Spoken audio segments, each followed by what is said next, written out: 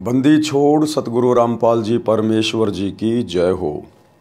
परमपिता परमात्मा सारी सृष्टि के रचनहार कुल मालिक असंख्य ब्रह्मांडों के स्वामी जगत गुरु तीनों लोकों में प्रवेश करके सबका भरण पोषण करने वाले राजाधिराज आत्माधार नाथों के नाथ देवों के देव महादेव सर्वेश्वर महेश्वर मृत्युंजय अजरो अमर आदि अनादि सनातनी प्रभु जगत पिता जगदीश्वर श्री श्री 1008 की उपाधि के वास्तविक अधिकारी अकाल मूर्त शब्द स्वरूपी राम वासुदेव सर्वगतम ब्रह्म परम पूज्य प्रथम पूज्य परम संत परम पुरुष परम धनी परम दयालु सत्य कबीर हक्का कबीर अल्लाह अकबर बाखबर अल्लाह ताला जगत के तारणहार जगत के मुक्तिदाता जगत के जगन्नाथ हारे के सहारे हिंदुओं के राम मुसलमानों के अल्लाह सिखों के वाहिगुरु ईसाइयों के मसीह दया के सागर दया निधि करुणा के सागर करुणा निधि स्वयंभू परिभू संकट मोचन कष्ट हरण मंगल करण दुख भंजन अविगत कबीर निर्विकार निर्विषम परमात्मा अलय अलेख सतगुरु आदि अनादि सतगुरु असली मर्यादा पुरुषोत्तम असली राम असली कृष्ण असली घनश्याम असली मुरारी राजाओं के राजा महाराजाओं के महाराजा शहनशाहों के शहनशाह सम्राटों के सम्राट भगवानों के भगवान अल्लाहों के अल्लाह प्रभुओं के प्रभु मसीहों के मसीह सच्चे वाहिगुरु बाबाओं के बाबा पीरों के पीर सेठों के सेठ जगत सेठ सावड़सा सेठ सर्वगुण संपन्न अनंत कोटि कलाओं के स्वामी अनंत कोटि ब्रह्मांडों के नायक योगियों में महायोगी ध्यानियों में महाध्यानी सिद्धों में परम सिद्ध ज्ञानियों में तत्वज्ञानी ब्रह्म ज्ञानी महाज्ञानी परम ज्ञानी सर्वश्रेष्ठ ज्ञानी विज्ञानी युवा कबीर समर्थ कबीर असमवात अमित ओजा सच्चे रहनुमा करीम अल्लाह सुभान अल्लाह दुनिया के अंतिम पैगंबर 8 सितंबर 1951 से गांव धनाना जिला सोनीपत हरियाणा भारतवर्ष की पावन भूमि पे प्रकट रियल कल की भगवान श्री नारायण साकार हरि श्री बाबा साहेब नूर अनंत परमात्मा संत श्रोमणी सतगुरु रामपाल जी परमेश्वर जी के चरण कमल में साध संगति से जुड़े हुए देश विदेश से आप और हम सभी सत्सेवक भाई बहनों का अनंत कोटि दंडवत प्रणाम। सत्साई भाई और बहनों, दया परम पिता परमेश्वर जी की सतगुरु रामपाल जी की जिनके विशेष आशीर्वाद से पवित्र पुस्तक जीने की राह के ऊपर वीडियो बनाने की श्रृंखला जारी है। इसी श्रृंखला में आज हमारा ये 8वें नंबर का वीडियो है। यदि आपने जीने की राह पुस्तक के ऊपर बन रहे वीडियो को शुरू से देखना प्रारंभ नहीं किया है तो आपसे प्रार्थना करेंगे कि आप जी पार्ट नंबर 1 से देखना ज़रूर शुरू करें। पार्ट 1 इस पुस्तक की भूमिका है और भूमिका को अच्छे से समझे बिना आप जी आगे की वीडियो अच्छे से समझ नहीं पाएंगे। तो भाई और बहनों, ये पुस्तक समाज को एक नई दिशा दे रही है, भक्ति मार्ग से भटकी हुई आत्माओं को परमात्मा की जानकारी दे रही है। आज हिंदुस्तान में या पूरे विश्व में हर व्यक्ति किसी न किसी तरीके से किसी न किसी माध्यम से, चाहे वो मंदिर में जाता है या मस्जिद में चर्चों में या गुरुद्वारे में या तीर्थों पर, वो समझता है कि मैं भगवान से जुड़ा हुआ हूँ, मैं भक्ति कर रहा हूँ। लेकिन ये उनकी सबसे बड़ी महाभूल है। भक्ति का आधार हमारे शास्त्र हैं, धर्म ग्रंथ हैं, और वर्तमान में आप जी जो भी भक्ति कर रहे हैं, आपकी भक्ति का कोई भी आधार नहीं है, कोई भी सिर पैर नहीं है। आपको जितने भी धर्मगुरु मिले हैं उन्होंने आपको शास्त्रों के विरुद्ध भक्ति मार्ग पर लगा रखा है। आप केवल मनमाना आचरण कर रहे हैं और समझ बैठे हैं कि हम तो सत भक्ति कर रहे हैं, हमारी भक्ति सर्वश्रेष्ठ है, बहुत अच्छी है। और आपको वर्तमान में जो भी थोड़े बहुत सुख प्राप्त हैं, सुविधाएं प्राप्त हैं, किसी का कारोबार बहुत अच्छा है, किसी की संतान अच्छी है, किसी का मकान अच्छा है, किसी का शरीर अच्छा है, ये सब कुछ प्रत्येक मनुष्यों को, स्त्री या पुरुष, उनके पिछले मनुष्य जन्मों के शुभ या अशुभ कर्मों के कारण प्राप्त होता है। यदि आपको भक्ति से सब कुछ प्राप्त करना है तो आपने सतगुरु रामपाल जी के द्वारा लिखित पुस्तकें पढ़नी पड़ेंगी, या यूट्यूब पर जाकर सर्च करें सृष्टि रचना सतगुरु रामपाल जी। आपको अभी तक भक्ति का कै ख गए भी याद नहीं है, ध्यान नहीं है। भक्ति मार्ग की शुरुआत अभी आपने की भी नहीं है। आप केवल धर्मगुरुओं के मनमाने आचरण का शिकार हैं। भक्ति क्या है? भक्ति में क्या आनंद है? भक्ति से कैसे परमात्मा हमारे सौ कार्य सफल करता है, ये आपको सतगुरु रामपाल जी का ज्ञान सुनने के बाद पता चलेगा। आप जी पहले वाली भक्ति भी कर रहे हैं, अचानक से आपका जवान बेटा मर जाता है, आपकी जवान बेटी मर जाती है, घर में माता पिता की सड़क दुर्घटना में या बीमारी से अकाल मृत्यु हो जाती है। ये सब कुछ क्यों? आप तो भक्ति कर रहे हैं, आपकी भक्ति तो बहुत अच्छी है, सर्वश्रेष्ठ है, तो फिर अचानक से आपके ऊपर ये आपदाएं क्यों? जबकि भक्ति करने वालों की तो भगवान आपदाएं टाला करता है, इसीलिए तो भक्ति की जाती है। आज किसी भी धर्म में कोई भी व्यक्ति यदि साधना कर रहा है, भक्ति कर रहा है, तो यही सोच के करता कि हे परमात्मा मेरे परिवार में सुख शांति रहे, मेरे कारोबार में वृद्धि होती रहे, मेरा शरीर स्वस्थ रहे, मैं किसी भी प्रकार की दुर्घटनाओं का शिकार ना हो जाऊं, मेरे परिवार पर कोई संकटों का पहाड़ ना टूट जाए। इसीलिए तो भक्ति की जाती है। और वो भक्ति करते करते भी आप लोगों के ऊपर दुखों का पहाड़ टूटा हुआ है, उसके बावजूद भी आप लोग ये कह रहे हो कि हमारी भक्ति सर्वश्रेष्ठ है, बहुत अच्छी है। इसका मतलब अभी आपको भक्ति का ज्ञान ही नहीं है, अभी आपको भक्ति के विषय में जानकारी भी नहीं है। एक बार थोड़ा सा धैर्य करके सतगुरु रामपाल जी के द्वारा लिखित पुस्तकों को पढ़ना शुरू करें, या यूट्यूब पर सर्च करें सृष्टि रचना सतगुरु रामपाल जी। उसके बाद आपको पता चलेगा आप जो कर रहे हैं वो क्या है, और जो अभी आपने शुरू नहीं की है वो क्या है। तो भाई और बहनों, इस पुस्तक के ऊपर जो वीडियो बनाए जा रहे हैं, आज इस श्रृंखला में 8वें नंबर का वीडियो है। पिछले वीडियो में गुरुदेव भगवान ने हमें बहुत कुछ समझाया, बहुत कुछ बताया, विशेषकर नशे के विषय में, कि नशा इस मानव शरीरधारी प्राणी स्त्री या पुरुष के लिए कितना हानिकारक है। भक्ति मार्ग में सबसे ज़्यादा हानिकारक है नशा, जो हमारे 10वें द्वार सुषुम्ना द्वार को अवरुद्ध करता है, जिस द्वार से हमारी आत्मा ऊपर त्रिकुटी को जाती है, परमात्मा से मिलन होता है। तो गुरुदेव ने हमें बहुत कुछ समझाया था। आज के वीडियो में परमात्मा हमें समझा रहे हैं कि ये नशा तो गधे और घोड़े भी पसंद नहीं करते, यानी जानवर भी नशा पसंद नहीं करते, तम्बाकू खाना पसंद नहीं करते, और इंसान इस नशे को खुशी खुशी स्वीकार किए है, खुशी खुशी नशा करता है। ये काल करवा रहा है, जबरदस्ती करवा रहा है, हमारे कर्म बिगड़वाने के लिए, हमारे भक्ति मार्ग को अवरुद्ध करवाने के लिए, अपनी सोची समझी चाल के तहत। तो आज के वीडियो में गुरुदेव भगवान के आशीर्वाद से हम आगे बढ़ते हैं। पवित्र पुस्तक जीने की राह, वीडियो नंबर 8, पेज नंबर 58। तंबाकू से गधे घोड़े भी घृणा करते हैं, यानी तंबाकू इतनी गंदी चीज है, इतनी बेकार चीज है, जानवर भी इससे नफरत करते हैं, और इंसान इसका खुशी खुशी उपयोग कर रहा है, क्योंकि अभी इंसान को आध्यात्मिक ज्ञान नहीं है। एक दिन संत गरीबदास जी गांव छुडानी जिला झज्जर वाले किसी कार्यवश घोड़े पर सवार होकर जींद जिले में किसी गांव में जा रहे थे। मार्ग में गांव मालखेड़ी जिला जींद के खेत थे। उन खेतों में से घोड़े पर बैठकर जा रहे थे। गेहूं की फसल खेतों में खड़ी थी। घोड़ा रास्ता छोड़कर गेहूं की फसल के बीचों बीच चलने लगा। खेतों में फसल के रखवाले थे, वे लाठी डंडे लेकर दौड़े और संत गरीबदास जी को मारने लगे कि तेरा दिमाग खराब हो गया है क्या, हमारी फसल का नाश कर दिया, घोड़े को सीधा नहीं चला सकता। जो ही उन्होंने संत गरीबदास जी को लाठी मारने की कोशिश की तो उनके हाथ ऊपर को ही जाम हो गए।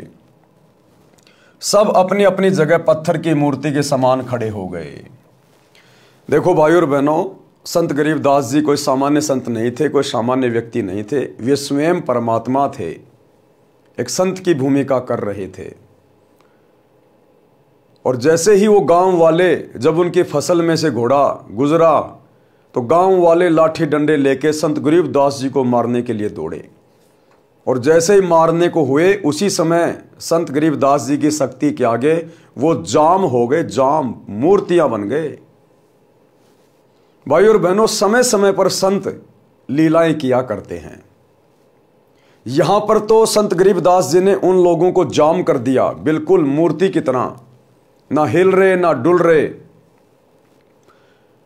और ज्ञान गंगा पुस्तक में जब आप पढ़ेंगे तो पता चलेगा कि संत गरीबदास जी एक बार अपने भगत के घर से वापस गांव छुड़ानी को लौट रहे थे, तो रास्ते में एक छारा गांव था और छारा गांव के पंडित संत गरीबदास जी से ईर्ष्या करते थे।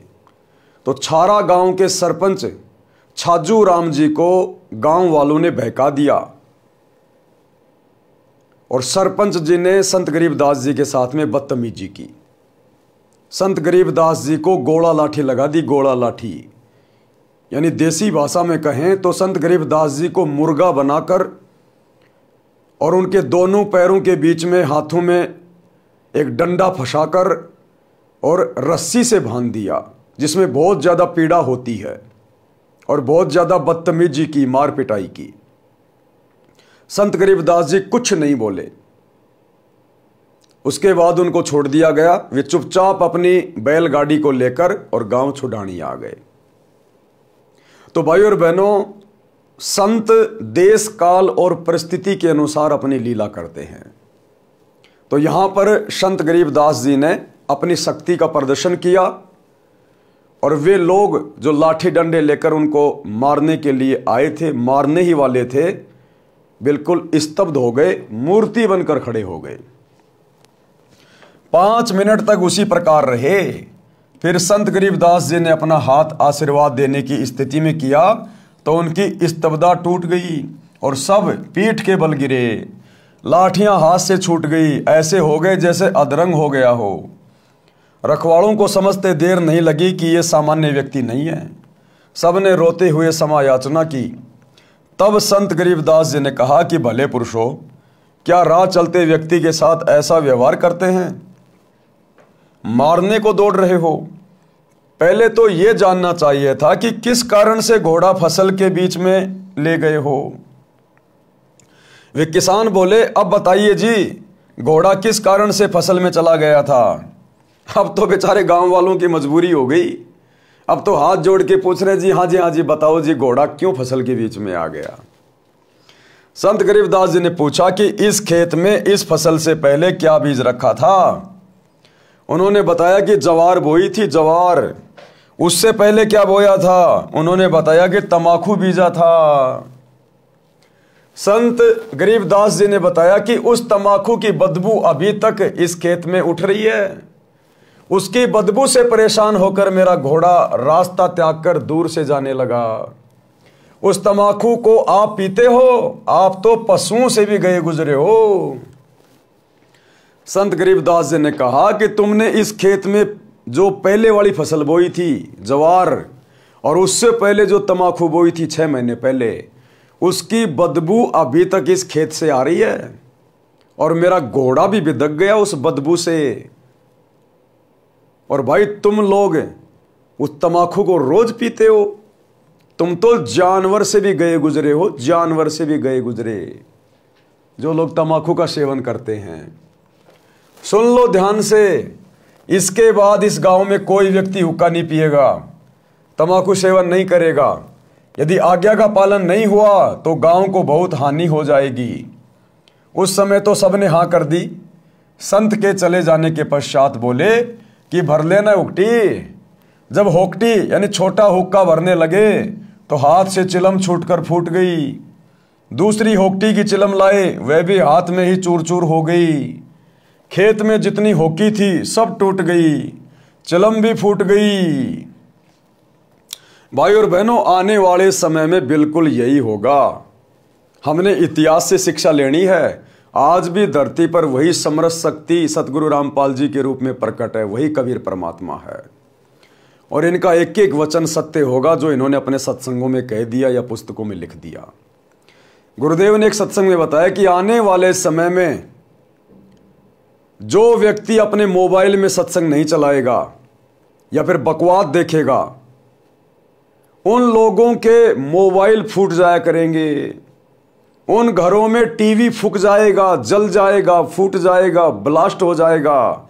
जिन घरों में सतगुरु रामपाल जी के सत्संग नहीं चलेंगे, जो लोग फिल्में देखेंगे, धारावाहिक देखेंगे, मैच देखेंगे, उनके घरों में परमात्मा की शक्ति से उनके टीवी फूट जाया करेंगे।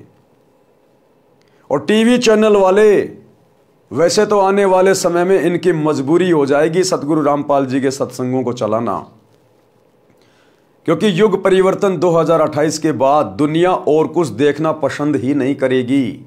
जैसे वर्तमान में हम सतगुरु रामपाल जी के शिष्य, या तो हमारे घरों में टीवी है ही नहीं, और अगर टीवी है तो केवल गुरुदेव के सत्संग सुनते हैं, केवल गुरुदेव के सत्संग, समाचार भी नहीं सुनते भगत भाई बहन, समाचार भी।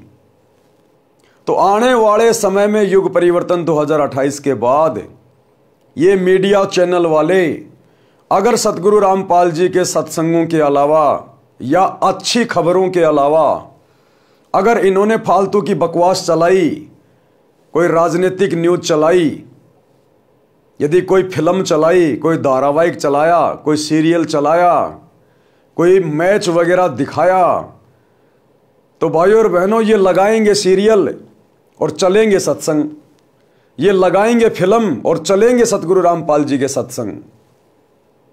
और अंत में इनकी मजबूरी हो जाएगी सत्संगों को चलाना, क्योंकि ये उपकरण, ये सोशल मीडिया, ये टीवी, इंटरनेट, मोबाइल, ये विज्ञान, ये सतगुरु रामपाल जी ने इंसान को बुद्धि देकर शुरू करवाई है। ये वैज्ञानिक उपकरण सतगुरु रामपाल जी ने बनवाए हैं, इस कबीर भगवान ने इंसानों को बुद्धि देकर। तो आने वाले समय में सतगुरु रामपाल जी की समर्थता के आगे ये तुम्हारी विज्ञान भी घुटने टेकेगी। जिस प्रकार गरीबदास जी ने कह दिया था कि आज के बाद कोई हुक्का नहीं पिएगा, उन्होंने सोचा कि उसने ऐसे कह दिया होगा। गांव में आके जैसे हुक्का भरने लगे, वो चिलम टूट गई, फूट गई। खेतों में जो हुक्के रखे थे वो टूट गए, फूट गए। तो इसी प्रकार आने वाले समय में यदि टीवी चैनलों पर कुछ चलेगा तो सत्संग चलेगा, नहीं तो लोगों के घरों में टीवियों में आग लग जाएगी, ब्लास्ट हो जाएंगे। ये संत का वचन है, साध वचन पलटे नहीं, पलट जाए ब्रह्मांड। दूसरी होक्टी की चिलम लाए, वो भी हाथ से ही चूर चूर हो गई। खेत में जितनी होकी थी सब टूट गई, चिलम भी फूट गई।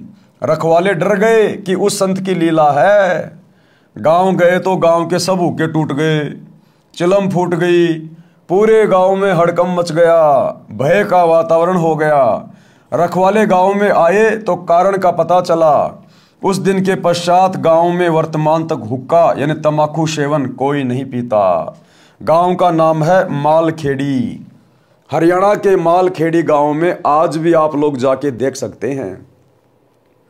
और वो लोग यही कहेंगे कि भाई आदरणीय गरीबदास जी ने हमारे को हुक्का ना पीने का आशीर्वाद दे रखा है। उस गांव में गुरुदेव ने बताया यदि कोई रिश्तेदार आ जाता है तो वो लोग अपनी तरफ से हुक्का भर के नहीं देते, दूर से पकड़ा देते हैं, इशारा कर देते हैं। उस गांव में आज भी भय है और उस गांव के व्यक्ति हुक्का नहीं पीते हैं। हुक्का पीने वाले कहते हैं कि ले मेरे पास कड़वा तंबाकू है। यानी जो लोग नशा करते हैं, हुक्का पीते हैं, वो आपस में जब बैठ जाएंगे हुक्के के चारों तरफ तो कहेंगे ले मेरे वाला तंबाकू कड़वा है, ये वाला भर ले, ये वाला पी ले। तो परमात्मा कहते हैं नादानो, आज तुम भक्ति ना करके जो परमात्मा का विधान तोड़ रहे हो, इस मनुष्य जन्म का दुरुपयोग कर रहे हो, ये हुक्का पी रहे हो, नशा कर रहे हो, कड़वा कड़वा तंबाकू पी रहे हो। कल को जब ये शरीर छूटेगा, धर्मराज के दरबार में जाओगे, यम के दूत तुम्हारे मुंह में मूतेंगे, तुम्हारे मुंह में, और कहेंगे ले भाई तू तो कड़वा कड़वा पीने का शौकीन है ना, ले अब ये पेशाब पी तू, अब तेरी इच्छा पूरी की जाएगी। यहां पर हुक्का पीने वाले कहते हैं कि ले मेरे पास में कड़वा तंबाकू है, ये भर ले चिलम में। दूसरा कहता है कि ये मेरे वाला अधिक कड़वा है।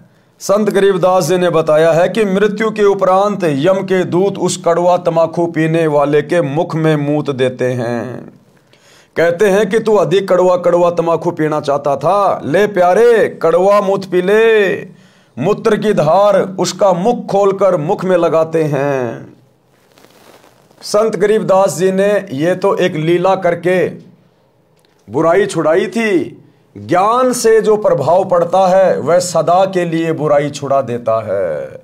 और अब आने वाले समय में इस पूरी पृथ्वी पर सतगुरु रामपाल जी के ज्ञान का प्रभाव पड़ेगा, उनके ज्ञान का असर पड़ेगा, क्योंकि स्वयं परम शक्ति है, सृष्टि का रचनहार है, अपने निर्धारित समय पर अपने मिशन को पूरा करने आया है। ये भक्ति युग है। 2028 युग परिवर्तन के बाद जितनी भी आत्माएं पूरे विश्व में बचेंगी, जो आइडिया लगाया जा रहा है भविष्यवाणियों के अनुसार कि पूरे विश्व की केवल 64 करोड़ आबादी बचेगी, उसके बाद इस पृथ्वी पर वही आत्माएं रहेंगी जो धार्मिक होंगी, जो सतगुरु रामपाल जी की भक्ति करेंगी। तो आने वाले समय में सतगुरु रामपाल जी के ज्ञान का प्रभाव पूरे विश्व पर होगा। ज्ञान सत्संग से होता है। सत्संग सुनने की रुचि पैदा करो, सत्संग सुनो। गुरुदेव कह रहे सत्संग सुनने की रुचि पैदा करो, सत्संग से ही ज्ञान होगा। परमात्मा ने सबकी जेब में मोबाइल डाल रखे हैं। यूट्यूब पे जाइए, सर्च कीजिए सृष्टि रचना सतगुरु रामपाल जी, और ज्ञान सुनना शुरू कर दीजिए। निवेदन, उपरोक्त बुराई सर्वथा त्याग दें, इससे जीवन का मार्ग सुहेला हो जाएगा। भाई और बहनों, ये परम संत के वचन हैं, किसी डूम भाट के गीत नहीं है। और परमात्मा फिलहाल तो निवेदन कर रहे हैं कि उपरोक्त बुराई बिल्कुल त्याग दो, इससे जीवन का मार्ग आसान हो जाएगा। अगर परम संत के वचनों को हल्के में ले लिया उनका संदेशा मिलने के बाद भी, तो आने वाले समय में आप लोगों के ऊपर वो कहर टूटेंगे, आपके परिवार पे वो बिजली गिरेगी, आपने कभी सोचा भी नहीं होगा। इसलिए परम संत के वचनों को हल्के में ना लें। ये बुराइयां हैं, ये हुक्का, बीड़ी, सिगरेट, गांजा, अफीम, ये इंसानों के लिए नहीं बना है। ये काल ने जबरदस्ती बुराई पैदा करवाई है आप और हमें भक्ति से दूर करने के लिए, परमात्मा से दूर करने के लिए। ये काल कौन है, क्यों ऐसा करवा रहा है, इसके लिए सृष्टि रचना सुनिए सतगुरु रामपाल जी के मुख कमल से। नशा नाश करता है, गुरुदेव कह रहे नशा करता है नाश। कैसे? नशा चाहे शराब, सुल्फा, अफीम, हीरोइन आदि आदि किसी का भी करते हो, यह आपका सर्वनाश का कारण बनेगा। परम सत्य के वचन है कि आपके सर्वनाश का कारण बनेगा। कैसे? यहां भी आप जी बीमार हो जाओगे, तरह तरह के रोग लगेंगे, शरीर में कफ हो जाएगा, बाई हो जाएगी, जो है पित्त हो जाएगा। और जिसका शरीर स्वस्थ नहीं, वो आदमी चाहे कितना ही धनी हो, वो कभी सुखी नहीं हो सकता। और मरने के बाद तो नशा करने वाले के साथ में क्या बनेगी, आपने पिछली वीडियो में देख लिया। शराब पीवे कड़वा पानी, 70 जन्म कुत्ते के जानी। शराब पीने वाला लगातार 70 जन्म कुत्ते के भोगता है। सुरापान मदमासा हारी, गमन करे भोगे पर नारी, 70 जन्म कटत है शीशम, साक्षी साहिब है जगदीशम। नशा करने वाले की बहुत भयंकर दुर्गति यम के दूत करते हैं फिर, और नरक में ठोक दिया जाएगा। 84 लाख योनियों में गधा, कुत्ता, सुअर बनने के लिए विवश कर दिया जाएगा। नशा सर्वप्रथम तो इंसान को शैतान बनाता है, फिर शरीर का नाश करता है। शरीर के 4 महत्वपूर्ण अंग हैं, फेफड़े, लीवर, गुर्दे और हृदय। शराब सर्वप्रथम इन चारों अंगों को खराब करती है। सुल्फा यानी चरस दिमाग को पूरी तरह नष्ट कर देता है। हीरोइन शराब से भी अधिक शरीर को खोखला करती है। अफीम से शरीर कमजोर हो जाता है, अपनी कार्यशैली छोड़ देता है। अफीम से ही चार्ज होकर चलने लगता है। यानी अफीम खाने वाला व्यक्ति जब तक उसको अफीम नहीं मिलेगी, उसके हाथ पैर बिल्कुल ढीले हो जाते हैं, उसकी जो क्षमता है शारीरिक वो बिल्कुल कमजोर पड़ जाती है, वो आदी हो जाता फिर, और अंत में मरकर ही दम छूटता है, मरकर ही। आज भाई और बहनों, सतगुरु रामपाल जी के ज्ञान को सुनकर, ज्ञान गंगा पुस्तक को पढ़कर, जीने की राह पुस्तक को पढ़कर, हजारों की संख्या में ऐसे भाई जो अफीम के आदी थे, और वो बताते हम तो इतनी मात्रा में अफीम खाते थे, अगर कोई नया आदमी खा ले तो उसकी मृत्यु हो जाए। एक दिन में इतनी इतनी अफीम खाते थे वो। और हर प्रकार से उन्होंने प्रयास कर लिया था। साधु संतों की शरण में भी गए, नशा मुक्ति केंद्रों में भी गए, अपने बाल बच्चों की भी सौगंध खा खा के छोड़ने का प्रयास किया, लेकिन नहीं छोड़ पाए। और जैसे ही सतगुरु रामपाल जी से उपदेश लिया, आज उन आत्माओं को अन्य अफीम खाने वालों से भी नफरत है। कोई बीड़ी पीता है तो उसकी धुआं से भी नफरत है, क्योंकि ये बुराइयां छूटेंगी ज्ञान से और परम संत के आशीर्वाद से। इस ज्ञान को समझकर आप जिस दिन ये संकल्प कर लेंगे कि हे गुरुदेव, मैं भक्ति करना चाहता हूं, मैंने बहुत गलतियां कर ली है, आप मेरी ये बुराई छुड़वाइए, आप मेरा नशा छुड़वाइए, आपकी वो तलब समाप्त कर देगा परम संत। उनके वचन में शक्ति होती है। तो भाइयों और बहनों, आज मौका है आप लोगों के पास में, अपना शरीर भी बचाओ, अपना परिवार भी बचाओ, अपनी पीढ़ियां भी बचाओ, और शरीर छूटने के बाद अपना परलोक भी सुधारो। तो गुरुदेव के सत्संग सुनना शुरू कीजिए। अफीम से ही चार्ज होकर चलने लगता है, रक्त दूषित हो जाता है, इसलिए इनको तो गांव नगर में भी ना रखें। घर की क्या बात, सेवन करना तो सोचना भी नहीं चाहिए। एक व्यक्ति दिल्ली पालम हवाई अड्डे पर नौकरी करता था। अब परमात्मा बता रहे नशेड़ी व्यक्ति किस प्रकार से अपने परिवार का, अपने बच्चों का भविष्य बर्बाद कर लेते हैं नशा कर करके। और ये नशा भाई और बहनों हम क्यों सीखे? हम लोगों ने कुसंगति में पढ़कर, हमने लोगों की देखा देखी कुसंगति में पढ़कर नशा शुरू किया। अब हम सुसंगति में पढ़ेंगे। संत की जो पुस्तक होती है वो सुसंगति होती है, संत के जो प्रवचन होते हैं वो सुसंगति होती है। हमें ज्ञान नहीं था, इसलिए हमने बुराई को बहुत जल्दी ग्रहण कर लिया। अब हमें ज्ञान हो जाएगा तो हम बुराई को छोड़ भी देंगे, और परम संत के वचन से बुराई बहुत जल्दी छूट जाती है। तो परमात्मा बता रहे हैं किस प्रकार से ये नशा परिवार को बर्बाद कर देता है, आपकी पीढ़ियों को बर्बाद कर देता है। एक व्यक्ति दिल्ली पालम हवाई अड्डे पर नौकरी करता था। सन 1997 की बात है।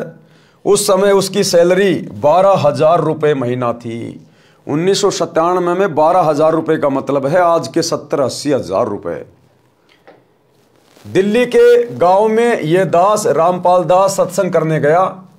वहां एक वरदा अपनी 3 पोतियों के साथ सत्संग वाले घर में आई, जो नाते में सत्संग कराने वाले की चाची थी। वह गांव के बाहरी क्षेत्र में प्लाट में मकान बनाकर रहती थी। वह लड़का भी उसी का था जो दिल्ली हवाई अड्डे पर नौकरी करता था। बहुत शराब पीता था, घर की ठोर बिटोड़ा बना रखा था। पत्नी बच्चों को पीटता था, क्योंकि उसका प्रतिदिन शराब पीकर आना, पत्नी ने टोका टाकी करनी, प्रतिदिन की महाभारत थी। पत्नी बच्चों को छोड़कर अपनी माँ के घर चली गई। दादी ने बच्चों को संभाला, फिर स्वयं जाकर अपनी पुत्र वधू को समझा बुझा कर लाई। उस रात्रि में वह बुढ़िया अपनी पुत्र वधू तथा पोतियों सहित आई थी, क्योंकि खुद के जेठ के घर पर सत्संग था, इसलिए आना पड़ा। सत्संग में प्रत्येक पहलू पर व्याख्यान देना होता है। पहले परमात्मा की भक्ति करने से लाभ तथा न करने से हानि बताई जाती है, जो पूरे विस्तार से बताई जाती है। उस दिन वह शराबी पहले घर गया। घर पर कोई नहीं मिला तो कुछ देर घर पर बैठा। फिर एक पड़ोसी ने बताया कि आपकी माताजी आपके ताऊ के घर पूरे परिवार को लेकर गई है, उनके यहाँ सत्संग हो रहा है, वही सबका खाना है। परमात्मा की करनी हुई, वह भी सत्संग में चला गया और सबसे पीछे बैठ गया, क्योंकि शराब पी रखी थी। सत्संग वचन, अब गुरुदेव ने क्या सत्संग में कहा, क्या वचन फरमाए? सत्संग में बताया गया कि मानव जन्म प्राप्त करके जो व्यक्ति शुभ कर्म नहीं करता तो उसका भविष्य नरक बन जाता है। जो नशा करता है यह तो इंसान से राक्षस बनाता है। जो व्यक्ति पूर्व जन्म के पुण्य कर्मों वाले हैं, उनको इस जन्म में उन शुभ कर्मों के प्रतिफल में अच्छी नौकरी मिली है। देखो भाई और बहनों, सतगुरु रामपाल जी कोई सामान्य व्यक्ति, कोई सामान्य संत नहीं है। इस परमेश्वर ने शुरू में गांव-गांव में जाकर अपनी आत्माओं को अपनी शरण में लिया, उनकी दुखती रग के ऊपर चोट मारी। गुरुदेव का उस गांव में सत्संग करना, उस शराबी आत्मा को अपनी शरण में लेना था। उसके बच्चे सत्संग में आ गए। नौकरी से घर आने के बाद उसे पता चला कि बच्चे सत्संग में गए हैं। वो भी सत्संग में आ गया। आया था उन बच्चों को धमकाने के लिए, मारने के लिए कि मेरी इजाजत के बिना तुम चले कैसे गए। परंतु उसने देखा सत्संग हो रहा है, चलो सुन लेते हैं। सबसे पीछे बैठ गया क्योंकि शराब पी रखी थी। और परमात्मा ने वो सत्संग उसी के ऊपर किया, उसी के ऊपर कि भैया वर्तमान में ये जो थोड़ी बहुत जो सुख सुविधा प्राप्त है ना, छोटी मोटी कोई नौकरी वगैरह मिली हुई है, ये पिछले जन्मों की भक्ति के कारण है। तुम अपने पिछले जन्मों की कमाई वर्तमान में खा रहे हो। अगर वर्तमान में भक्ति नहीं करी और बुराइयां नहीं छोड़ी तो अगला जन्म तो छोड़ो, तुम्हारा ये जन्म ही अंत में नरक बन जाएगा, नरक। और अगले जन्म में तो फिर नरक में ठोके जाओगे, गधे कुत्ते की योनि में भेजे जाओगे। जिस प्रकार कोई किसान खेत में फसल पैदा कर रहा है और उसने फसल पैदा कर ली, 10 क्विंटल गेहूं हो गया, अपने घर में लाके उसने रख दिया और खा रहा है। अगली बार यदि वो फसल पैदा नहीं करेगा तो वो पिछली फसल को खाएगा, कोई दिक्कत नहीं आएगी। लेकिन फिर से यदि उसने अगली बार फसल नहीं बीजी खेत में तो अगली बार क्या खाएगा? पूरा परिवार भूखा मरेगा, पूरा परिवार। क्योंकि जो पिछली बार बोया था वो तो वर्तमान में खा रहा है, और वर्तमान में यदि फिर से फसल नहीं बीजेगा तो अगली साल क्या खाएगा? तो जो व्यक्ति सत भक्ति नहीं कर रहा है, शास्त्रों के अनुसार भक्ति नहीं कर रहा है, भक्ति भी कर रहा है तो देखा देखी, नकली, और वर्तमान में उसके बहुत अच्छे कार्य सिद्ध हो रहे हैं, बढ़िया नौकरी लगा हुआ है, बढ़िया परिवार है, तो वर्तमान में जो भी सुख सुविधा वो भोग रहा है वो तो पिछले जन्म की भक्ति के कारण वर्तमान में परमात्मा उसको दे रहा है। लेकिन वर्तमान में अगर सत भक्ति शुरू नहीं की, सतगुरु रामपाल जी की शरण में आके भक्ति शुरू नहीं की, तो अगले जन्म में क्या होगा? गधा कुत्ता सुअर बनाया जाएगा। फिर कौन उसको हवाई अड्डे पे नौकरी में रखेगा? कौन उसको 80,000 रुपये देगा? कहाँ उसके ऐसो आराम के साधन लाएगा वो? तो परमात्मा कहते हैं कि इंसान को भक्ति शुरू करनी चाहिए। भक्ति धन सबसे बड़ा धन है। तो परमात्मा ने उसी आत्मा के ऊपर सत्संग करना शुरू कर दिया और क्या कहा कि जो व्यक्ति पूर्व जन्म के पुण्य कर्मों वाले हैं उनको इस जन्म में उस शुभ कर्मों के प्रतिफल में अच्छी नौकरी मिली है। यानी वो पालम हवाई अड्डे पर बढ़िया नौकरी कर रहा था, या फिर अच्छा कारोबार है। यदि वर्तमान में शुभ कर्म, भक्ति व दान धर्म नहीं करोगे तो भविष्य के जन्मों में गधा कुत्ता सुअर बैल बनकर धक्के व गंध खाओगे। अगले जन्म में कुत्ता बन के फिर एक टूक रोटी के लिए घर घर डोलेगा, घर घर। कोई टूक देगा तो कोई जूत देगा। खाना नहीं मिला तो खेतों में जाके गोबर खाएगा, टट्टी खाएगा। फिर जो आज मान रहा है कि मैं तो बहुत सुखी आदमी हूं और सत भक्ति वो कर नहीं रहा। जैसे मानव, स्त्री या पुरुष जीवन में पूर्व के शुभ कर्म अनुसार अच्छा भोजन मिला है, अच्छा मानव शरीर मिला है, जब चाहो खाना खाओ, प्यास लगे पानी पियो, इच्छा बने तो चाय दूध पियो, फल तथा मेवा काजू बादाम खाओ। यदि पूरा गुरु बनाकर, और पूरा गुरु वर्तमान में केवल सतगुरु रामपाल जी, इनके अलावा कोई नहीं, और पूरा गुरु बनाकर सच्चे दिल से भक्ति व सत्संग सेवा दान धर्म नहीं किया तो अगले जन्म में गधा बैल कुत्ता बनकर दुर्दशा को प्राप्त हो जाओगे। ये विधान है संतों का, ये विधान है परमात्मा का जो अटल है। आज भले किसी को ना समझ में आए, न समय पर खाना मिलेगा, न पानी मिलेगा, न कोई गर्मी सर्दी से मक्खी मच्छर से बचने का साधन होगा। मानव जीवन में तो मच्छरदानी ऑल आउट से बचाव कर लेते हैं, गर्मी से बचने के उपाय खोज लिए हैं, परंतु जब पशु बनोगे तब क्या मिलेगा? संत गरीबदास जी ने परमेश्वर कबीर जी से प्राप्त ज्ञान को इस प्रकार बताया है।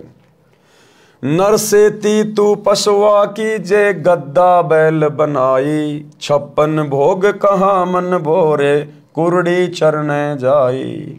भावार्थ, मानव शरीर छूट जाने के पश्चात भक्तिहीन तथा शुभ कर्महीन होकर जीव गधे बैल आदि आदि की योनियों यानी शरीरों को प्राप्त करेगा।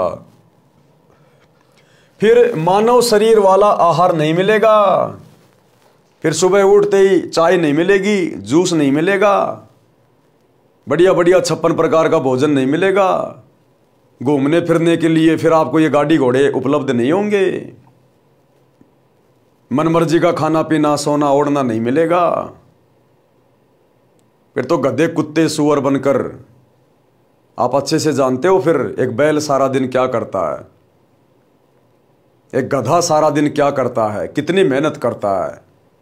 और कुम्हार गधे को खाना भी घर पे नहीं डालता, कान पकड़ के छोड़ देता है, बाहर कुरड़ियों पे चढ़ के आता है, सूखी सूखी घास। गधा बनकर कुरड़ी कूड़े के ढेर पर गंध खाएगा, बैल बनकर नाक में नाथा एक रस्सी डाली जाएगी, रस्से से बंधा रहेगा, न प्यास लगने पर पानी पी सकेगा, न भूख लगने पर खाना खा सकेगा। मक्खी मच्छर से बचने के लिए एक दुम यानी पूंछ होगी, उसको कूलर समझना, पंखा या मच्छरदानी समझना। और जिन प्राणियों के अधिक पापकर्म होते हैं, पशु जीवन में उनकी पूंछ भी कट जाती है। एक 1.5 फुट का डंडा शेष रहता है, उसे घुमाता रहता है। ये दुर्गति होती है उन कर्महीन प्राणियों की जो मनुष्य जन्म में स्त्री या पुरुष बनकर जो परमात्मा की भक्ति नहीं करते, भक्ति भी करते हैं तो नकली भक्ति करते हैं। मंदिर मस्जिद चर्च गुरुद्वारे तीर्थ बस यहीं तक सीमित रह जाते हैं, सच्चे सतगुरु की खोज नहीं करते। उन प्राणियों के साथ फिर अगले जन्मों में ये बनता है। एक बैल के पिछले पैर के खुर के बीच में लगभग 1.5 इंच बड़ी कील लग गई। अब बता रहे परमात्मा कि भक्ति ना करने से फिर आगे चलकर ये जीव कितना कष्ट उठाता है, कितना दुखी होता है। वो फिर अपनी पीड़ा किसी को बता नहीं पाएगा। आज हम मानव शरीर प्राप्त हैं, जरा सी फुंसी हो गई तुरंत अपने माता पिता को बता देंगे, वो आपको डॉक्टर के पास लेके जाएंगे। खांसी जुकाम बुखार हो गया तुरंत डॉक्टर के पास, भूख लगी तुरंत बता देंगे, आज तो जूस बनाओ तुरंत जूस बन के आ जाएगा। और आज यदि भक्ति नहीं की कल को पशु योनि में जाएंगे, ये तो रूल है परमात्मा का। 84 लाख योनियों के प्राणियों के चक्कर काटने के बाद एक बार ये मनुष्य शरीर मिलता है। फिर कल को जब पशु योनि में जाएंगे, और परमात्मा ने एक बैल का उदाहरण दिया है कि उस बैल के दोनों खुरों के बीच में एक 1.5 इंच लंबी कील घुस गई, किसी ने फेंक रखी थी ऐसे गली में, वो बैल के खुर में घुस गई। अब उस बैल के मुंह में जुबान भी है, जीभ भी है, लेकिन वो अपने मालिक को बोल नहीं सकता, कह नहीं सकता, उसको समझा नहीं सकता कि मेरे पैर में कील चुभ गई है, मुझे दर्द हो रहा है, मेरी कील निकाल दो। और किस प्रकार से भुगत भुगत के फिर वो बैल कितना दुखी हुआ। ये कष्ट याद दिला रहे सतगुरु कि आज यदि इनकी शरण में आके भक्ति नहीं की तो आने वाला भविष्य तुम्हारा ये होगा, ये जीवन फिर तुम भुगतोगे। एक बैल के पिछले पैर के खुर के बीच में लगभग 1.5 इंच लंबी कील लग गई, चलने से और अधिक अंदर चली गई। बैल पैर से लंग करने लगा, हाड़ी को लगा कि झटका लग गया है, नस पर नस चढ़ गई होगी, चलने से ठीक हो जाएगा। कई बार ऐसा होता है कि नस पर नस चढ़ जाती है तो बैल चलते चलते ठीक हो जाता है, परंतु अब की बार ऐसा नहीं हुआ, क्योंकि अब की बार नस पे नस नहीं चढ़ी थी। अब की बार उसके खुर में 1.5 इंच लंबी लोहे की कील घुस गई थी। सारा दिन बैल हल में चला, घर तक आया तो पैर को कठिनाई से पृथ्वी पर रख पा रहा था, बहुत पीड़ा हो रही थी, बड़ा दर्द हो रहा था, धीरे धीरे चल पा रहा था। घर पर आते ही बैल बैठ गया, चारा भी नहीं चरा, आंखों से आंसू निकल रहे थे क्योंकि दर्द अधिक था। सुबह बैल उठा ही नहीं, लेट गया, पैर पर सूजन अधिक थी। गांव से पशुओं का डॉक्टर बुलाया। पुराने समय की बात है, उस समय ऐसा ही इलाज होता था। डॉक्टर ने देखकर बताया कि इसके घुटने में बाय है, पुराने गुड़ को कूटकर नरम करके पट्टी बांध दो, ठीक हो जाएगा। कील लगी थी खुर में, यानी पैर के नीचे वाले हिस्से में, और उपचार हो रहा था घुटने का। लगभग 1 महीने ऐसा चला। एक दिन घर के आदमी ने देखा कि बैल के पैर के तलवे यानी खुर के बीच से मवाद निकल रहा है। उसको साफ किया तो पाया कि कील लगी है। किसी औजार से कील निकाली, तब 1 सप्ताह में बैल ठीक हो गया, पेट भर चारा खाया पिया। अब परमात्मा कह रहे हैं विचार करो, आज संत के सत्संगों से दूर होने के कारण आप लोग चाहे कितनी सुख सुविधा प्राप्त कर रहे हो, लेकिन भाई ये परमानेंट नहीं है। वैसे तो इस जन्म का ही पता नहीं कब हमारा शरीर छूट जाए, कब एक्सीडेंट हो जाए, कब भूकंप आ जाए, कब लाइट से हाथ लग जाए, किसी का भरोसा नहीं। और यदि वर्तमान में भक्ति सत्य नहीं की तो अगला जन्म तो वैसे ही नरक बनने वाला है।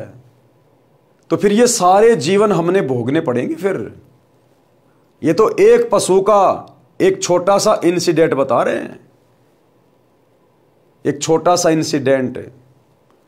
उस पशु का पैर भी टूट जाता है, उस पशु के चोट लगने से जख्म हो जाती है और घाव में कीड़े भी पड़ जाते हैं। बहुत भयंकर तरीके से फिर ये प्राणी दुख उठाता है। तो परमात्मा कह रहे हैं थोड़ा सा विचार करो, दिमाग लगाओ, इंसान हो जानवर नहीं हो। विचार करें, जब ये प्राणी मानव शरीर में था, कौन? वो बैल जब कभी आप और हमारी तरह मानव शरीर में था, वो कभी राजा भी था। वो बैल ब्रह्मा विष्णु महेश भी रह चुका है। वो बैल बहुत बड़ा सेठ भी रह चुका है। जब कभी वो मानव शरीर में था तो उसने सौपन में भी नहीं सोचा था कि एक दिन मैं बैल भी बन जाऊंगा, जैसे वर्तमान में आज नहीं सोच रहे लोग। क्यों नहीं सोच रहे? क्योंकि सतगुरु का सत्संग प्राप्त नहीं है। सत्संग से ज्ञान होता है, भविष्य की जानकारी होती है, और सत्संग हम सुनेंगे नहीं तो हमें भविष्य का पता कैसे चलेगा? आने वाले कष्टों के विषय में हमें जानकारी कैसे मिलेगी? और हमारा ये जीवन बर्बाद हो जाएगा। उसने सौपन में भी नहीं सोचा था कि एक दिन मैं बैल भी बन जाऊंगा। अब बोलकर भी नहीं बता पा रहा था कि दर्द कहां पर है। कबीर जी ने कहा है कि कबीर, जिव्या तो वाहे बली, जिव्या यानी जीव, जीव तो वाहे बली जो रटे हरि का नाम, नहीं तो काट के फेंक दियो मुख में भलो ना चाम। उसके मुंह में जीभ है, लेकिन वो 1 महीने तक केवल भुगतता रहा, पीड़ा सहन करता रहा, लेकिन मुंह से बोलकर समझा नहीं पाया कि मालिक मेरे पैर में कील चुभी हुई है, क्यों मेरे घुटने पे पट्टी बांध रहे हो, मुझे पीड़ा तो खुर में है। वो प्राणी बोल भी नहीं पा रहा, सिवाय अपना कर्म भोगने के उसके पास कुछ भी ऑप्शन नहीं। तो परमात्मा हमें पहले से आगाह कर रहे हैं कि ये मनुष्य शरीर परमात्मा की भक्ति के लिए मिला है। ये प्रत्येक अंग हमें भक्ति में सहयोग के लिए मिले कि जीव तो वाहे बली जो रटे हरि का नाम, नहीं तो काट के फेंक दियो मुख में भला नहीं चाम। ये दूसरों की निंदा चुगली करने के लिए नहीं मिली है, ये फालतू में सारा दिन बड़बड़ करने के लिए नहीं मिली है। ये जीव हमें परमात्मा की महिमा करने के लिए, उनका सुमरण करने के लिए मिली है, नाम का जाप करने के लिए मिली है। और यदि हम इस परमात्मा के द्वारा दिए गए अंग का दुरुपयोग करेंगे, सत भक्ति नहीं करेंगे, सच्चे सतगुरु के सत्संग नहीं सुनेंगे, इनकी शरण में नहीं आएंगे, तो हमारे आगे आने वाले जन्मों में हम क्या क्या कष्ट भोगेंगे। ये थोड़ा सा ट्रेलर आप भाई बहनों को दिखाया जा रहा है। आपके आसपास खूब जानवर हैं, खूब पशु पक्षी हैं, उनका जीवन कितना सुखी है कितना दुखी है आप लोग भली भांति जानते हैं। अगर विचार नहीं कर पा रहे हैं तो सतगुरु सत्संग के माध्यम से तुम्हें विचार करने की सलाह दे रहा है। एक बार इनके सत्संग सुनना शुरू कर दीजिएगा यूट्यूब पे, तुम्हारी आंखें खुलती चली जाएंगी हम किस जेरे कुएं में बैठे हैं। कबीर, जिव्या तो वाहे भली जो रटे हरि को नाम, नहीं तो काट के फेंक दियो मुख में भलो ना चाम।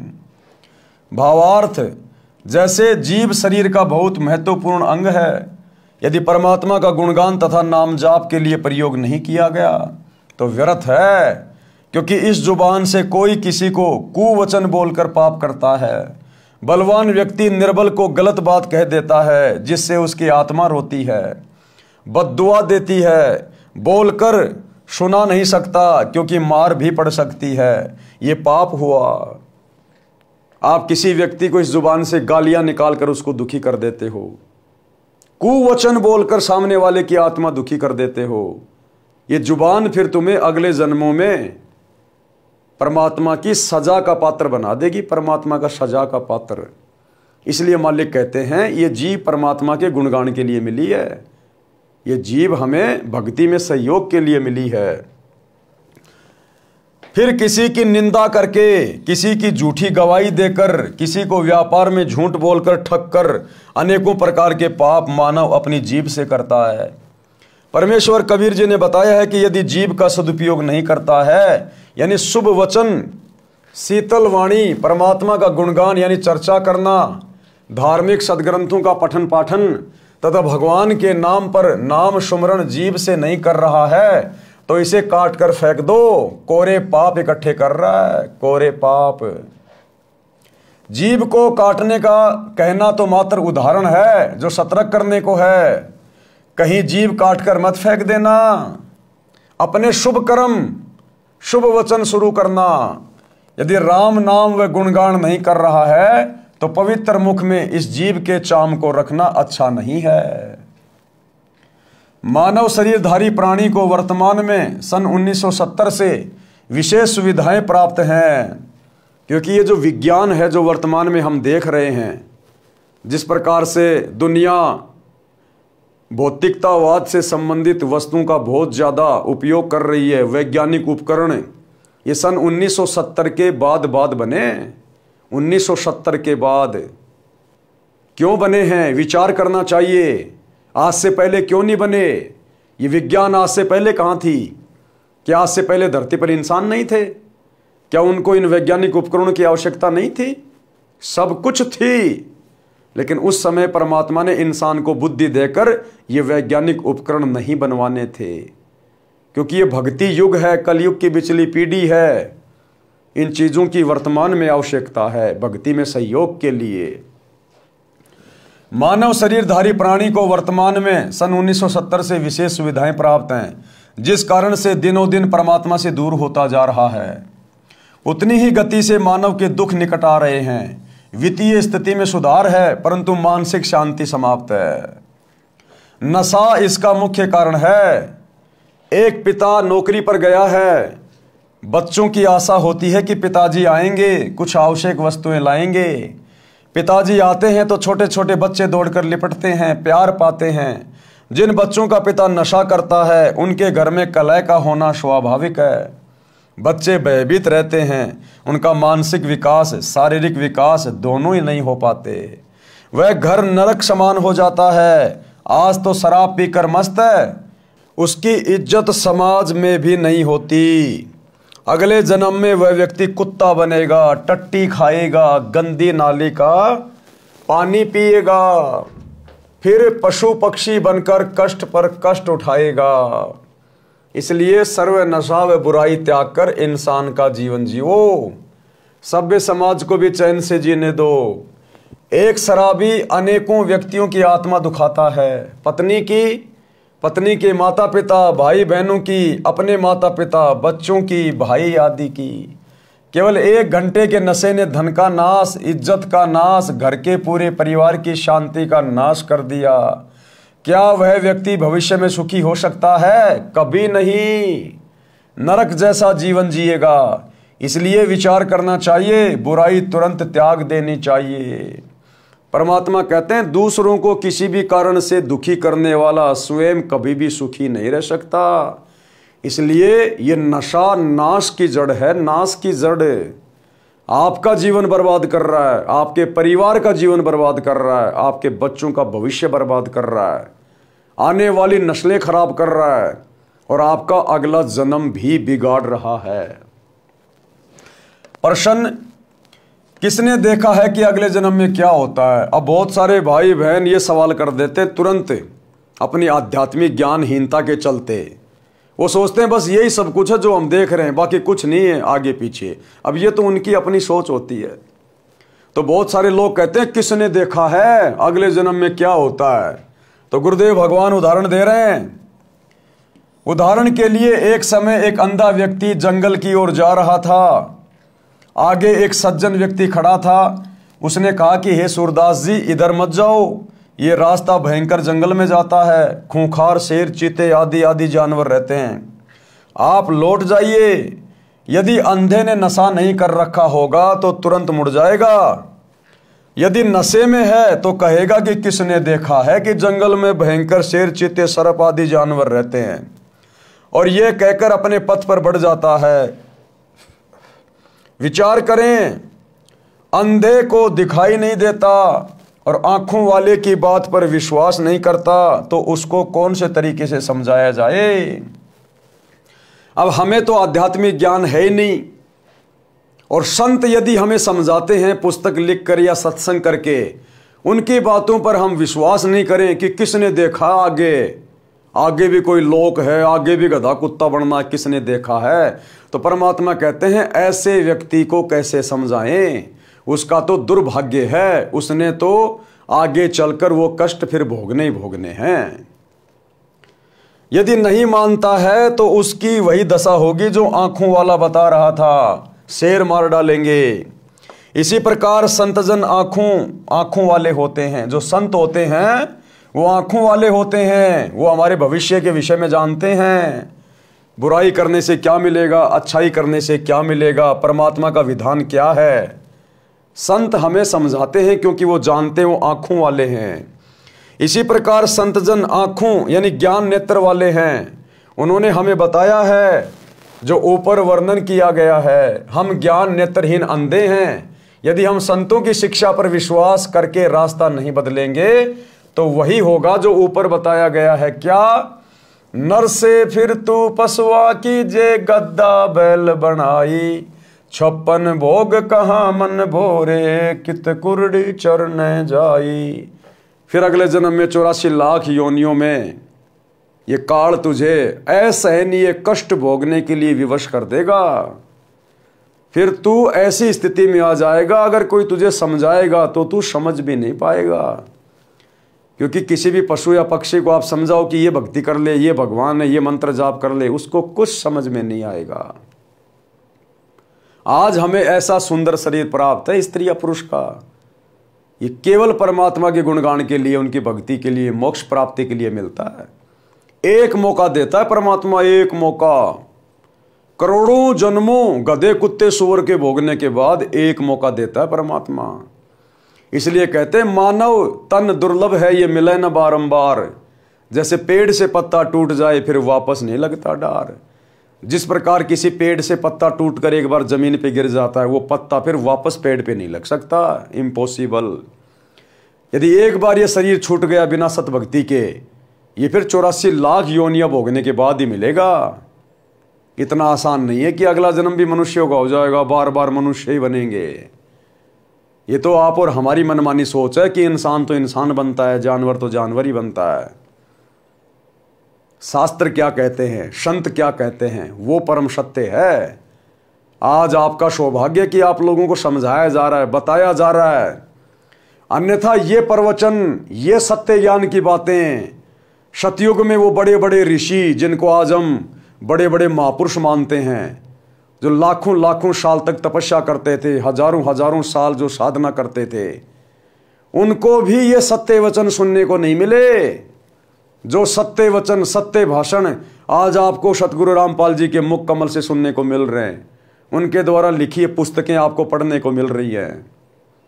और फिर भी यदि आपने उनके वचनों को कान के ऊपर से टाल दिया, उनकी बातों को हल्के में ले लिया, तो भैया ये आगे के जीवन आपके इसी प्रकार से दुखदायी होंगे। कुछ व्यक्ति तो यहां तक कह देते हैं कि देखा जाएगा जो होगा।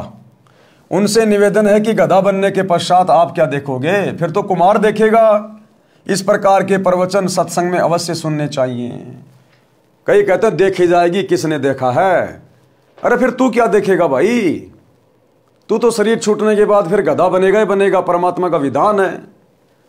फिर तो कुमार देखेगा जब तू गधा बनेगा, 2.5 मन का बोरा रखेगा, पीछे से मारेगा लठ, फिर तो कुमार ने देखना है। अगर आपने देखना है तो आज देखो, समय है। वह शराबी भी सत्संग में आ बैठा। अब चर्चा चल रही है उस व्यक्ति की। वो व्यक्ति सबसे पीछे आके सत्संग में बैठ गया और प्रवचन सुनने लगा, और परमात्मा ने उसी के ऊपर सत्संग कर दिया, क्योंकि संत अंतर्यामी होते हैं। वह शराबी भी सत्संग में आ बैठा, क्योंकि घर पर कोई नहीं था, ताला लगा था। कुछ देर के बाद नशा उतर गया और सब सत्संग सुनना पड़ा। उस दिन के पश्चात उस व्यक्ति ने कभी शराब नहीं पी और कोई नशा नहीं किया। दीक्षा ली, पूरे परिवार को दीक्षा दिलाई। हम यानी लेखक तथा साथ सत्संग में गए कुछ भगत सुबह गांव के बाहर घूमने के लिए गए तो रास्ते में उस व्यक्ति एयरपोर्ट वाले का घर था। गली में उसकी माताजी खड़ी थी। उसने कहा कि महाराज जी चाय पीकर जाना। उसकी माताजी ने क्या कहा गुरुदेव को कि महाराज जी चाय पी के जाना। निवेदन किया, विनती की। गांव के भगत ने बताया कि इनके घर अवश्य चलो, उजड़ा पड़ा है परिवार। साधु संतों के चरण पड़ने से घर पवित्र हो जाता है। हम सब उनके घर चले गए। हम कुल 5 जने थे। चारपाई आंगन में डली थी। मई का महीना था, पेड़ की छाया थी। उसकी माता जी ने अपनी पुत्र वधू से कहा कि बेटी चाय बना। उस बेटी ने चूल्हे में आग जलाकर डेगची में पानी डालकर चाय बनाना शुरू किया। आधे घंटे बाद हमने कहा कि चाय शीघ्र लाओ, हमने घूमने जाना है, फिर किसी अन्य गांव में सत्संग के लिए जाना है। परंतु फिर भी वह बेटी डेगची के नीचे आग जलाए जा रही थी। दोबारा कहा तो वो रोने लगी। गांव का भगत उठकर गया तो पता चला कि घर पर ना चीनी है, ना चाय पत्ती और ना ही दूध है। उस व्यक्ति की माताजी भी रोने लगी। कहा कि उजड़े पड़े हैं महाराज, बचा सको तो बचा लो। उसकी मां ने गुरुदेव भगवान से अरदास की रो रो के कि ये परमात्मा हमारा तो परिवार उजड़ा पड़ा है, आपके भरोसे है मालिक, बचा सको तो बचा लो। वह व्यक्ति दीक्षा लेकर समय से अपनी ड्यूटी पर चला गया था। कुछ दिन के पश्चात हम दिल्ली में ही पंजाब खोड़ गांव में सत्संग कर रहे थे। वहां पर वह व्यक्ति अपनी माता तथा पत्नी व 3 बेटियों को कार में बैठा कर सत्संग में लाया। पहले एक टूटी सी मोटरसाइकिल थी। सब बच्चों ने सुंदर वस्त्र पहन रखे थे। कह रहे थे कि पिताजी अब मम्मी के साथ कभी नहीं लड़ते। सब तनख्वाह दादी जी को देते हैं, हम तो स्वर्ग में रहने लगे। दादी जी बोली कि उस दिन आपके ऐसे दर्शन हुए कि हम तो उजड़े बस गए। मैंने कहा कि माई तेरा बेटा बुरा नहीं था, इसने ये अच्छे विचार कभी सुने ही नहीं थे। गुरुदेव भगवान ने कहा कि माई तेरा बेटा बुरा नहीं था, आत्मा कोई बुरी नहीं होती, इंसान कोई बुरा नहीं होता। बुराई, बुरे लोगों की कुसंगति में इंसान स्वतः ही सीख जाता है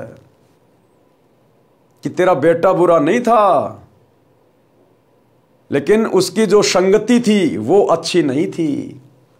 उसके कानों में कभी संतों के सत्संग नहीं पड़े थे, और यदि किसी के सत्संग भी कानों में पड़े तो वो संत ज्ञानहीन थे, अधिकारी नहीं थे, उनके वचनों में शक्ति नहीं थी, जिस कारण से कुछ भी परिवर्तन नहीं हो पाया। यदि पहले ये विचार सुनने को मिल जाते तो ये बुराई करता ही नहीं। ये सब परमेश्वर कबीर जी की कृपा है, जो उस दिन ये सत्संग में आ गया और इसकी आत्मा का मैल साफ हो गया। आपका परिवार नरक से निकलकर स्वर्ग में निवास कर रहा है।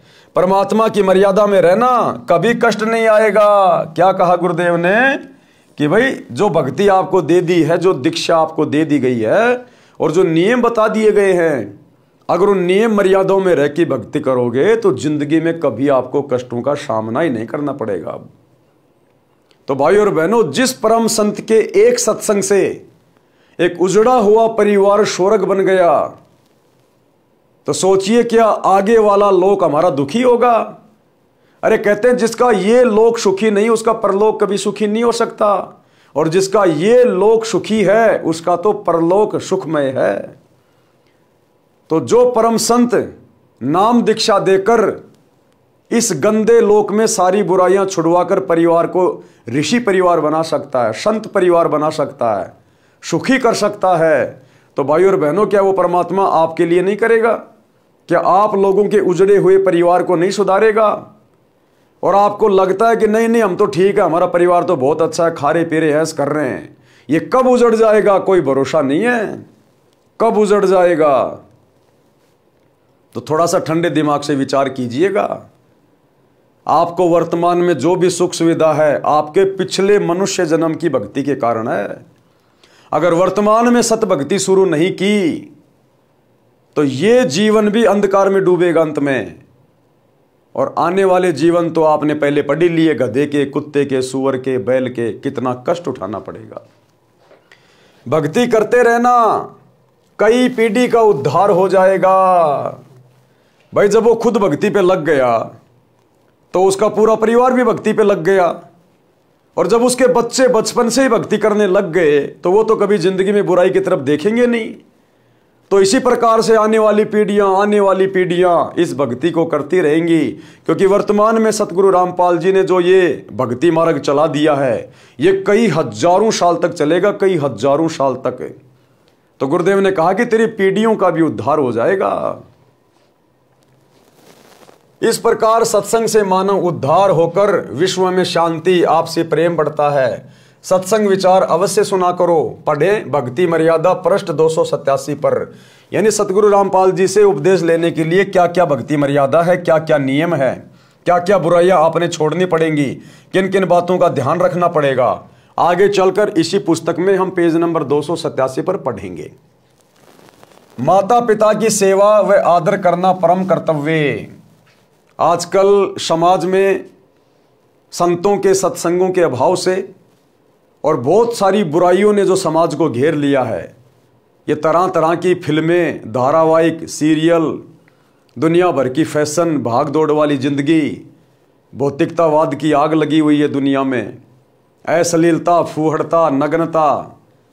आज युवा बच्चे अपने माता पिता का सत्कार करना भी भूल गए। बच्चों को अपने माता पिता के प्रति क्या कर्तव्य है वो भी धीरे धीरे जनरेशन बोलती जा रही है। तो गुरुदेव भगवान हमें याद दिला रहे हैं कि थोड़ा ठहरो, थोड़ा विचार करो, अंधे होके मत दौड़ो। आप भी किसी दिन माता पिता बनोगे, आपका भी बुढ़ापा आएगा। आज जैसा व्यवहार तुम करोगे अपने माता पिता के साथ, दादा दादी के साथ, ये व्यवहार आने वाले समय में फिर तुम्हारी संतान तुम्हारे साथ करेगी। तो गुरुदेव भगवान क्या समझा रहे हैं? माता पिता की सेवा व आदर करना परम कर्तव्य। प्रत्येक माता पिता की तमन्ना होती है कि मेरी संतान योग्य बने, समाज में बदनामी ना मिले।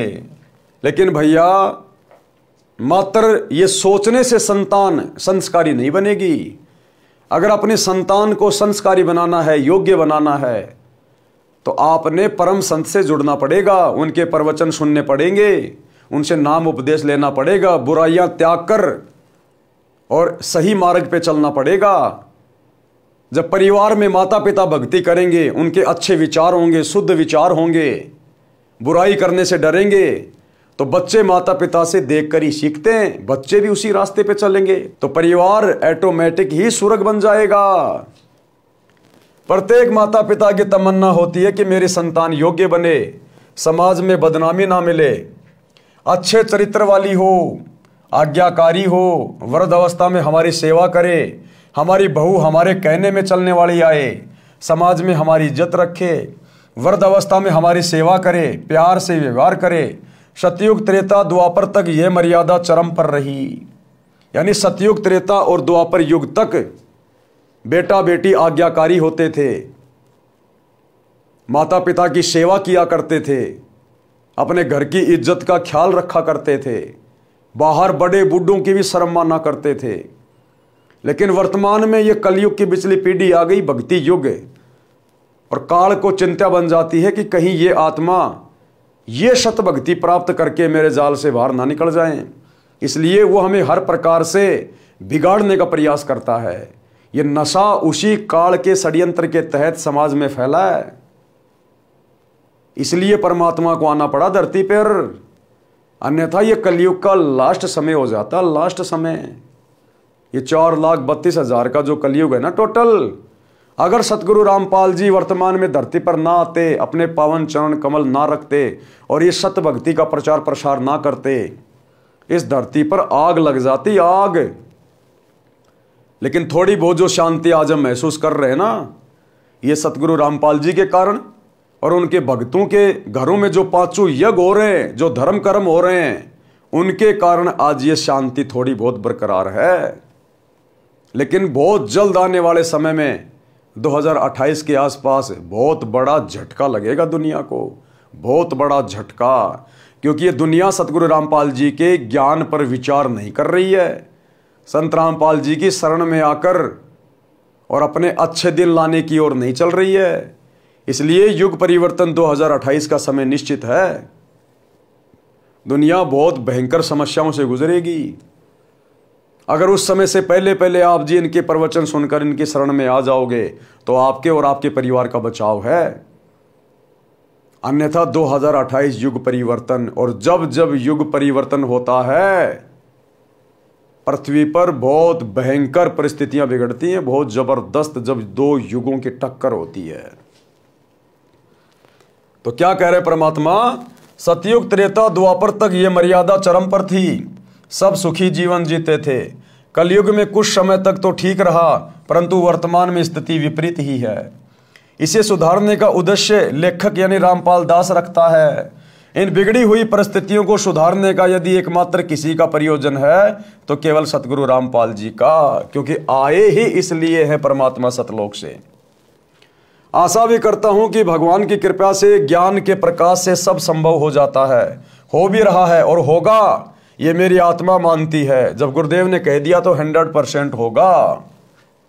माता का संतान के प्रति प्यार। एक लड़के का पिता मृत्यु को प्राप्त हो गया। उस समय वह 10-11 वर्ष का था। माता ने अपने इकलौते पुत्र की परवरिश की। माता तथा पिता दोनों का प्यार माता जी ने दिया कि कहीं पुत्र को पिता का भाव कष्ट ना दे। लड़का युवा होकर शराब का आदी हो गया तथा वेश्यागमन करने लगा। माता से रोजाना रुपए मांगे और आवारा गर्दी में उड़ाए। एक दिन माता जी के पास पैसे नहीं थे। शराब के नशे में माता को पीटा तथा वेश्या के पास गया। उस दिन पैसे नहीं थे तो वेश्या ने कहा कि अपनी माता का दिल निकाल ला। उल्टा घर आया, माता बेहोश थी। छुर्रा मारकर माता का दिल निकाल कर चल पड़ा। नशे में ठोकर लगी और गिर गया। माता के दिल से आवाज आई कि बेटा तेरे को चोट तो नहीं लगी। नशे से बना शैतान वेश्या के पास माता का दिल लेकर पहुंचा तो वेश्या ने कहा कि जब तू अपनी माता का हितैषी नहीं है तो मेरा क्या होगा। ये कोई बनावटी कहानियां नहीं है, बनावटी कथा नहीं है, ये सत्य कथा है।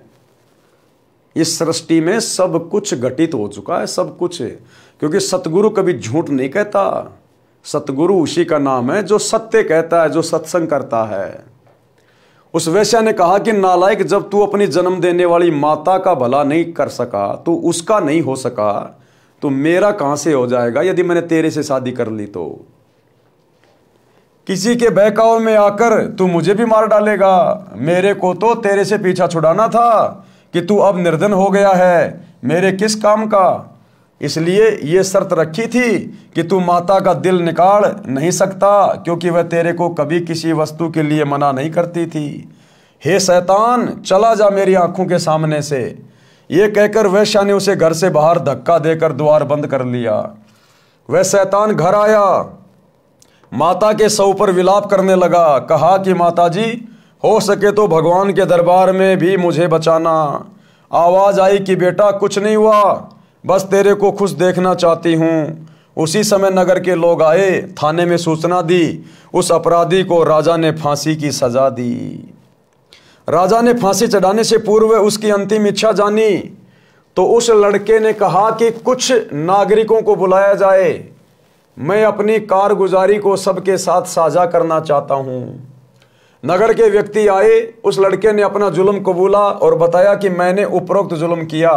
मेरी माँ की आत्मा अंतिम समय में भी मेरे सुखी रहने की कामना करती रही। मेरे को नशे ने शैतान बना दिया। मैंने वेश्यागमन करके समाज को दूषित किया। आप लोग मेरे से नसीहत लेना। जो घोर पाप मैंने अपनी माता जी को परेशान करके किया, कोई और मत करना। माता जैसी हमदर्द संसार में पत्नी भी नहीं हो सकती, भले वह कितनी ही नेक हो।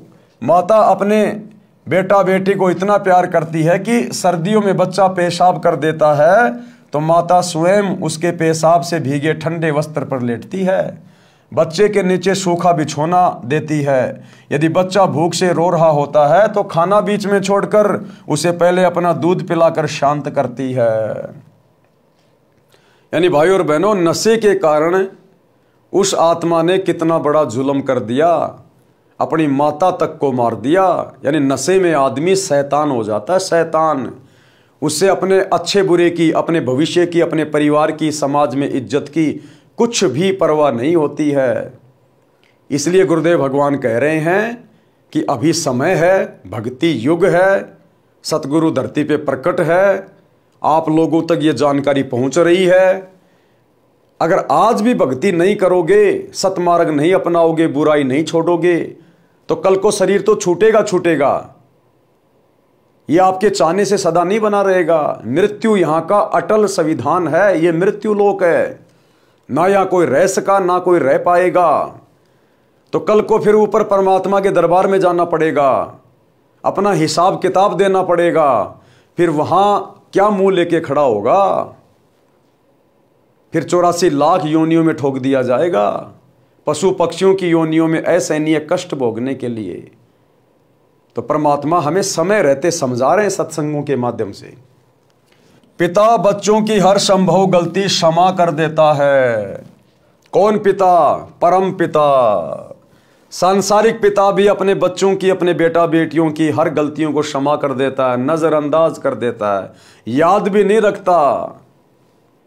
और परम पिता, हमें जन्म देने वाला, हमारी आत्मा का जनक परम पिता परमेश्वर सतगुरु, हमने सत्संग सुनने से पहले, सतगुरु की शरण ग्रहण करने से पहले हमने चाहे लाखों गलतियां कर रखी हैं, हमने कितनी शराब पी रखी है, कितने ही जुल्म कर रखे हैं, कितना ही मांस खा रखा है, 2 नंबर के काम कर रखे हैं। परमात्मा यानी सतगुरु, जिस दिन हम उनकी शरण में आते हैं ज्ञान को समझकर अपनी आत्मा के कल्याण के लिए, उसी दिन परमात्मा हमारे सभी अवगुणों को, सभी गलतियों को माफ कर देता है, हमें हर प्रकार के कर्म की मार से मुक्त कर देता है और आगे हमें ऐसा निर्मल ज्ञान दे देता है, हम आगे शौपन में भी गलती नहीं कर सकते ये ज्ञान समझ में आने के बाद। क्योंकि प्रत्येक कर्म का परिणाम हमारी आंखों के सामने घूमता रहेगा। अगर मैंने अब ये गलती कर दी तो इसका क्या परिणाम भोगना पड़ेगा, वो सत्संग से हमें पता चल जाएगा। हमारे अंदर वो डर पैदा हो जाएगा, भय पैदा हो जाएगा, हम शौपन में भी गलतियों की तरफ कभी नहीं चलेंगे। तो भाई और बहनों, कैसे परमात्मा यानी सतगुरु अपने भक्तों की हर गलतियों को माफ कर देता है, जो गलतियां हमने ना केवल इस जन्म में बल्कि असंख्य जन्मों में जाने अनजाने में कर रखी होती हैं। तो इस विषय में हम कल रात्रि 8 बजे Facebook page Pawan Das is live के ऊपर लाइव जुड़कर सुनेंगे। तो आज के वीडियो में केवल इतना ही। कल रात्रि 8 बजे सभी भाई बहन लाइव जुड़िए। तब तक गुरुदेव भगवान हम सबको आज्ञा दे, इजाजत दे, आशीर्वाद दे। बंदी छोड़ सतगुरु रामपाल जी भगवान की जय हो। भाई जो गुरु बचन पे डट गे, कट गे फंद 84 के, कट गे फंद 84 के, कट गे फंद 84 के। भाई जो गुरु बचन पे डट गे, कट गे फंद